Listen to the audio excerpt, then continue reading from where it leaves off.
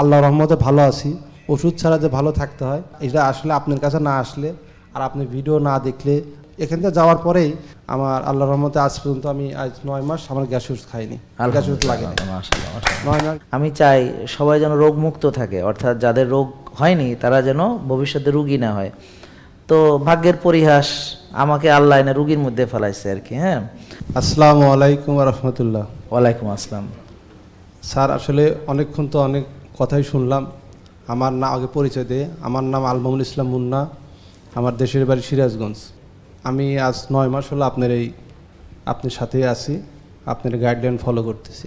Diabetes আমার নেই, মানে আগের থেকেই নেই, কিন্তু আমার আম্মার আছে, সেই জি। ভয়টা ছিল। আচ্ছা, আপনার আগে ভিডিও দেখতাম, ভাবতাম যে হয়তো এটা তো পারিবারিকভাবে হয়। মুন্না ভাই আপনার বয়স কত? আমার বয়স 36।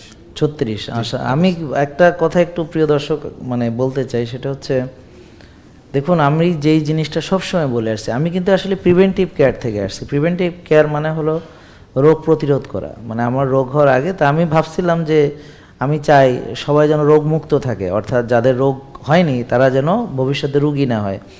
তো ভাগ্যের পরিহাস, আমাকে আল্লাহ এনে রুগীর মধ্যে ফেলাইছে আর কি। হ্যাঁ, তো যাই হোক, তো এই ভাইয়ের কথা শুনে খুব ভালো লাগলো যে মুন্না ভাই 36 বছর বয়স, উনি ভাবছিলেন যে যেহেতু বাবা মার আছে বা ফ্যামিলিতে আছে তার হবে, এবং হওয়ার আগে উনি আমাদের কাছে এসেছেন। জি, এটা আমি অনেক ধন্যবাদ আপনাকে। জি, তখন আপনার এই ভিডিওগুলো দেখি আস্তে আস্তে দেখার পরে আমি সিদ্ধান্ত নেই, যেহেতু মারও আছে ডায়াবেটিস, দেখি আপনার ওখানে যা কি লাইফ স্টাইলটা হয়। হ্যাঁ, আমি স্যার গত 25-এর আপনার মে মাসে আসি আপনার এখানে। জি, আসার পরে 1 মাস পরে আমি এখান থেকে যাওয়ার পরেই গ্যাসের ওষুধটা ছেড়ে দিই। জি, আমার যে গ্যাসের সমস্যাটা ছিল সেটা ছেড়ে দেই। আমার আল্লাহর রহমতে আজ পর্যন্ত আমি আজ 9 মাস আমার গ্যাস ওষুধ খাইনি, গ্যাস ওষুধ লাগে না। মাশাআল্লাহ, মাশাআল্লাহ। 9 মাস যে স্যার আল্লাহর রহমতে ভালো আছি।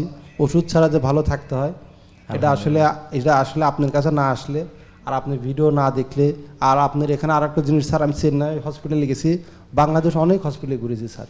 এটা আপনার হসপিটাল না, এই জায়গায় আসলে যারা আপনার আন্তরিকতাভাবে কাজ করে স্যার, আপনি যারা স্টাফ আছে, যারা কলিগ আছে এই জায়গায়, আবার কল সেন্টারে যারা আছে স্যার, প্রতিনিয়ত আমাদের খোঁজ খবর নেয়।